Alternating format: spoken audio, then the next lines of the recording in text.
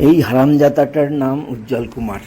State ব্যাংকের মালদা ব্রাঞ্চে আমার কাউন্টার থেকে 53,000 টাকা চুরির ঘটনার পরে এই রাস্কেলটা মালদা ব্রাঞ্চে জয়েন করে। এই স্কাউন্ডারেলটা প্রথম দিন সিসিটিভি ফুটেজ দেখেই আমার সঙ্গে এত বাজেভাবে কথা বলেছিল যেন আমি ক্রিমিনাল। কিরে শুয়োরের বাচ্চা, তোর কিসের রাগ আমার ওপর?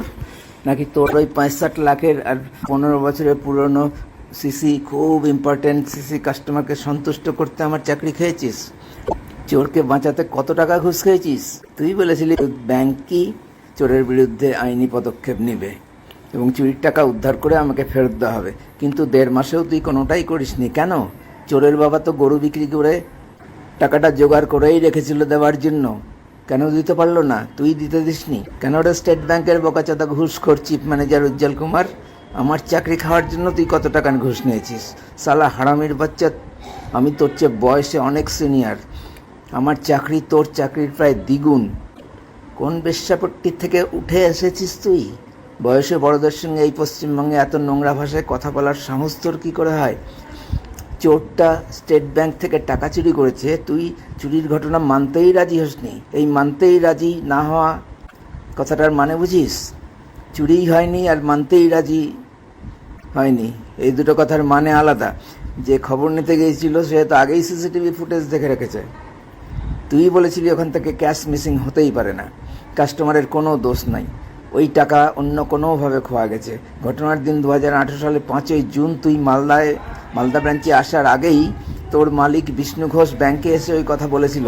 এটা কিভাবে সম্ভব হয়? তুই সিসিটিভি ফুটেজও হাফিজ করেছিস।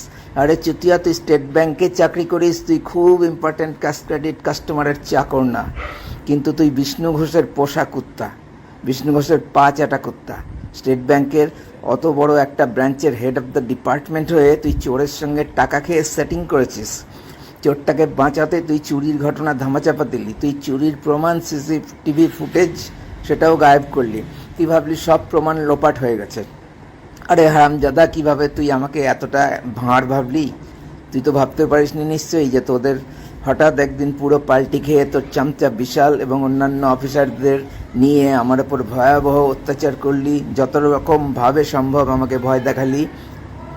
হ্যাঁ, ভয় তো আমি পেয়েইছিলাম। একটা মানুষের মতো প্রাণী যদি হঠাৎ বিষধর গোখর সাপ হয়ে সামনে দাঁড়িয়ে ভয় দেখায়, ভয় তো লাগবেই। প্রথম দিনেই আমি তোর গায়ে বিষধর গোখর সাপের গন্ধ পেয়েছিলাম, সেই জন্যই আমি তোদের ভয়াবহ অত্যাচারের ভয়েস রেকর্ড নিতে পেরেছি। তুই আমার বিপদের গন্ধ পেয়েছিলি না? জলজান্ত একটা চোর স্টেট ব্যাংক থেকে টাকা চুরি করে সিসিটিভিতে ধরা পড়লো, আর তুই চুরির ঘটনা চেপে দিয়ে সিসিটিভি ফুটেজ গায়েব করে বাকি সব ধরনের সমস্ত অফিসার ও কর্মীকে দিয়ে ব্যাংক থেকে কিছুই চুরি হয়নি, ওটা ক্যাশিয়ারের সাজানো ঘটনা বলে মিথ্যা কথা প্রচার করে আমাকে কলঙ্কিত করালি। কেন? কিসের এত উদ্ধত্ত তোর? তোর তো ব্যাংকের অপরাধের সেকশনগুলোও জানা আছে। তুই কত ভয়ঙ্কর দুর্নীতি করেছিস এবং অপরাধ করেছিস জানিস তো? জানিস না? তুই স্টেট ব্যাংকের সঙ্গে এবং দেশের সঙ্গে বিশ্বাসঘাতকতা করেছিস। জানিস না? তুই জালিয়াতি করেছিস, স্টেট ব্যাংককে প্রতারিত করেছিস। এতগুলো দুর্নীতি ও অপরাধের শাস্তি নিশ্চয়ই তোর জানা আছে। ক্যাশিয়ারের ওপর ভয়াবহ হুমকি, রিভলভার দেখিয়ে হুমকি, ঘটনার সঙ্গে সামঞ্জস্যই নাই এরকম অজস্র মিথ্যা কথা বলে আমার চূড়ান্ত অপমান করেছিস। এগুলো তো আলাদা, এগুলোর জন্য তোর হিসাব আলাদা হবে।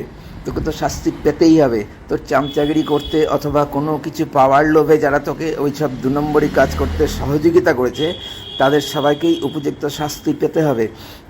তুই আমাকে মেরে ফেলার চেষ্টাও করেছিলি, সব কিছুর হিসাব তোকে দিতে হবে।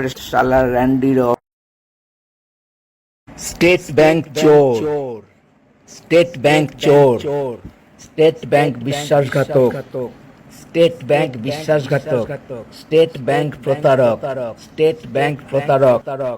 স্টেট ব্যাংকের মালদা ব্রাঞ্চের চিফ ম্যানেজার উজ্জ্বল কুমার চোর, স্টেট ব্যাংকের মালদা ব্রাঞ্চের চিফ ম্যানেজার উজ্জ্বল কুমার চোর।